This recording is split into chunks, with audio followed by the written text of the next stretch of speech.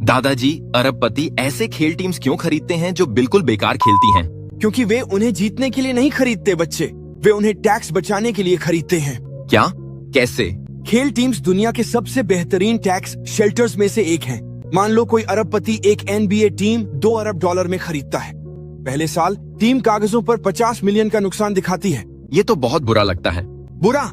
यही मुख्य उद्देश्य है। वे इन नुकसानों को अन्य आय से घटाकर तुरंत टैक्स बचा लेते हैं। तो नुकसान दिखाने से उन्हें पैसे की बचत होती है? बिल्कुल सही। असली दिलचस्पी अब शुरू होती है।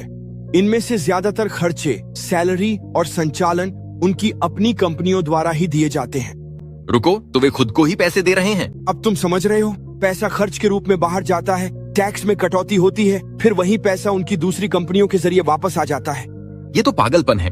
और जब टीम कागजों पर नुकसान दिखा रही होती है, तब भी फ्रेंचाइजी की कीमत हर साल 15 से 20% बढ़ रही होती है।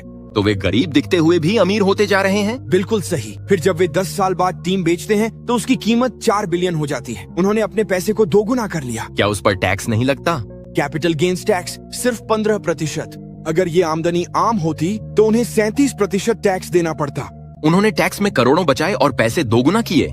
और इस पूरे समय वे कोर्ट साइड बैठ सकते थे, शहर के लिए हीरो बन सकते थे और खेलों के लिए प्राइवेट जेट को बिजनेस खर्च के तौर पर दिखा सकते थे। कमाल है, मुझे भी अमीर बनना है।